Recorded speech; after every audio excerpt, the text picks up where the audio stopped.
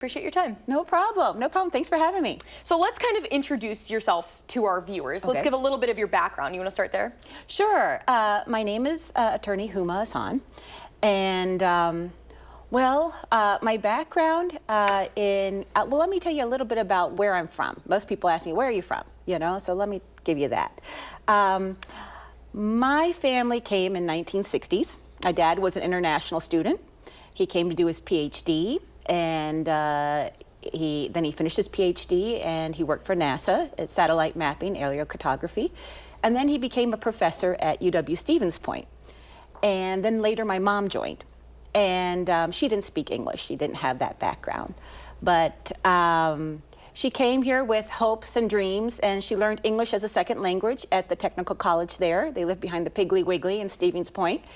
And from there, she became, my dad was looking for her to have more of a tenured position. So he moved to Western Kentucky, and I was born there in Southern Kentucky. And I went to law school at Stetson College of Law. And then I met my husband, who is an immigrant. And part of his immigration history is that even though I was a citizen, born and raised here, in order for him to adjust status or get a green card, either he had to go back to Pakistan for 2 years or we had to go to a rural, underserved area. And so then we ended up in North Dakota. And that's how we ended up in North Dakota. And from there, I worked that's where I started my legal career as a legal aid attorney, representing people who are elders, people who are poor, women escaping violence. From there, I represented different tribes. I was a tribal court judge, Chief Justice of the Turtle Mountain Court of Appeals, where I ran the court and ran appeals. And then from there, I worked at the Great Lakes Indian Law Center. And from there, I was Ho-Chunk Nation's attorney. And for the last 15 years, I've been an immigration attorney at Madison Immigration Law. And all of those different positions, I have basically worked for people that have not been seen, have been forgotten about. And that's who I am, and that's why I'm running. So you kind of just took my next question right out of my mouth, which is, why are you running? Do you want to elaborate kind of on that last point that you made? Well, like I said, I've been a lawyer for over 25 years. Throughout my different experiences as an immigration attorney, as Chief Justice of a tribal court, as a legal aid attorney, and as a Ho-Chunk Nation attorney, I have represented people who are unseen and unheard, you know, and that's throughout my career. And it also goes back to, you know, sort of my immigrant background, you know, as having that background of being unseen and unheard, you know, I want to make sure that our court systems in Dane County remain fair and accessible and deeply rooted in our shared local history, in our traditions, you know, and we have a wide range of history here in Madison-Dane County of welcoming people in, including people into the conversation, and that's what I want to make sure, that our Dane County courts remain open and fair and translucent to everyone and accessible. So that's why I'm running, and I'm wanting to make sure that people like my dad, people like my children who are wondering, especially my daughters who are right now wondering about their individual rights, and they're, you know, and they're seeing their rights, you know, dissipate, and they're seeing the chaos. It's even more important to have our local courts be strong and independent. And so specifically, how would your work as an immigration lawyer inform your work as a judge? Yes. As an immigration lawyer, I work at the nexus of variety of different cases. Like, for example, I've represented VAWA victims, people who are escaping violence, you know. So I've worked with different criminal proceedings. I've worked with family issues, women who are escaping violence in divorce orders. So immigration law, even though it seems like, well, we're looking for visas and sort of status, it does have nexus and connection to a variety of topics that will be covered at the circuit court level. and particularly with my years of being a tribal court judge, I have seen all of these cases, and the tribal courts are just like our circuit courts.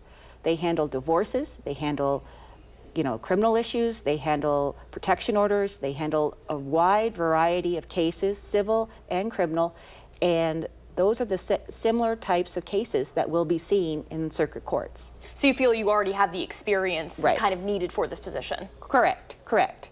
And so now I kind of want to take your temperature on something we're seeing national headlines on, which is the case against the Milwaukee County Circuit Court Judge Hannah Dugan.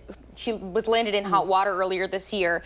So if elected, I mean, what is your reaction to this as someone who's kind of looking to enter this space? Yes, it is concerning, and it is one of the reasons that I am running, because I feel that, now with the chaos that's coming from the federal government, specifically in Wisconsin, if we look at Judge Dugan, being charged with obstruction of justice, I believe is the case, for simply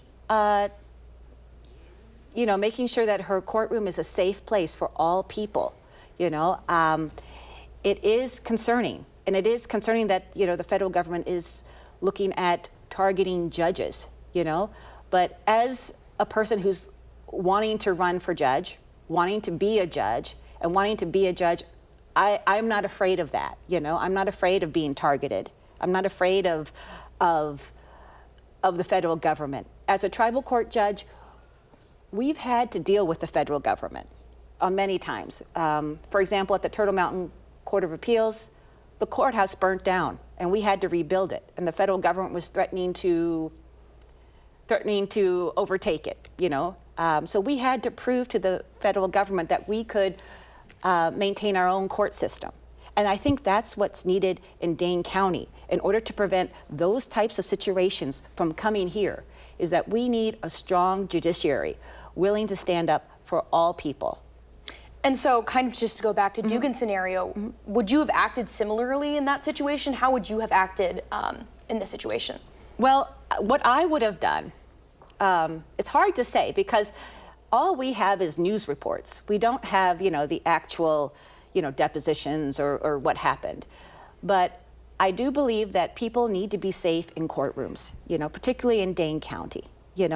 I would make sure that if there were any ICE agents in the Dane County court, that they would go on the record. It's very important. As a trial court judge, one of our major points is to make sure that we have a clear administrative record. So if there is anybody from the federal government, they would have to appear and they would have to state their name, their badge number, what charge are they bringing. And also, one of the things that I read in the news reports is that the warrant that was presented to Judge Dugan, now this may be true or maybe not, but it wasn't signed by a federal judge. It was what's called an administrative warrant that they use. They call it administrative warrant, but it wasn't signed by a judge. So that leads me to question whether or not they had the authority to even be there in the first place if they don't have a judicial warrant. And so kind of moving now to some more policy things we're seeing at the state level. Earlier this year, the Joint Committee on Finance rejected the governor's call to fund a force specifically for judges' security. Do you think there's a need for more protections in place for members of Wisconsin's judiciary? Absolutely. When we look at what just happened in Minnesota with the elected officials, being targeted, Judge Dugan at the federal court, it is concerning, that this is something that when you run for a judicial candidacy, that you are literally putting your life on the line.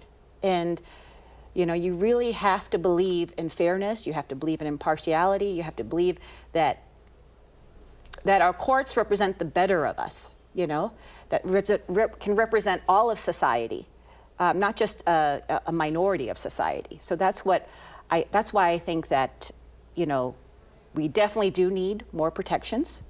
But if you're running for a judgeship, you can't be afraid of that. Are there things you're doing for your campaign to think about safety and those kind of safeguards? Well, I've always been one who's not really afraid. In college, I grew up in southern Kentucky. In college, I led a protest against the KKK. In North Dakota, I led a class action against a landlord who bought up 3 of the 5 mobile home parks and who told me, there's nothing you can do about it. And I said, oh yeah? So I went to all of the mobile home parks to sign up people for legal aid services, and we ended up suing them in a class action lawsuit. And we ended up reducing deposits, rents, for people who are financially vulnerable. So being in situations that are dangerous isn't something that is unusual for me. So, but I think for the majority of candidates that are running, it is a concern. And so earlier this year, you spoke at Madison's No Kings rally. Right. Can you tell me a little bit about why you felt the need to do that? Well, I spoke at the No Kings rally because at that time, we were seeing an unprecedented federal reaction to immigrants. We were seeing, and we still are seeing, we're seeing the federal takeover of various cities, Washington, D.C., L.A. We're seeing people being abducted with people with masks, and we don't know if they're actually federal enforcement or not. So I felt that as a person of color, as an immigrant, I have enjoyed so many privileges. I have been able to go to law school, go to MBA school, be a practicing attorney for over 25 years. These are privileges that I've gotten that other people haven't. And I feel that it's time that we, people who have principles stand up and represent people, and that's why I had to speak at the No Kings rally about immigrants, about our rights to exist, about who we are. And so, but there's a lot of people who do agree with the president's immigration policies. Right. What would you say to those individuals, and how would you maybe try to get them to give you their vote? Well, this is about Dane County Circuit Court Judge. It's about all of us, and it's including them, When they come before the court, it's important that their views will be heard by the court as well. There is no sort of litmus test to say, are you left, are you right? This is a nonpartisan election. And I represent all the people, including those that are Republican, including those that are Democrat, Independent, including those that don't even vote, And, it's important that our justice system remain fair and impartial. So that's what I can say to all people. And so kind of one last question here for you. What would you bring to the court that's not there right now? Well, what I would bring to the court is my learned and my lived experience of being an immigrant. Currently in Dane County, we have very few immigrants on the court. And even statewide, I think we only have 1 Asian judge in the whole state. Women judges are generally far and fewer between. So I bring my depth as a mother, as an immigrant, as someone who's practiced for over 25 years. I've mentored law students. I've helped minority attorneys set up their own practices besides my own. I bring all of that to the court. And I think that is what the court is lacking, is that breadth and depth of knowledge of immigrants, of the intersection of tribal, state, and federal law. How does that all manage? How do we continue to maintain our local shared humanity, in Dane County that we have, while addressing, these needs, the intersection of federal law, And so you're talking a little bit about your lived experience and what you could bring to the court, but we're also seeing a crackdown from the federal level on DEI policies and things like that. Can I kind of just get your response to some of those things that we're seeing and threatenings to federal funding, things like that? Right. The federal funding, we see federal funding cuts all over the federal government. But what I am concerned about most is, in order to, as they say in football, a good defense is a good offense. So if we're going to have a good offense, we have to have a strong local court system. The Dane County court system is the third branch of local government.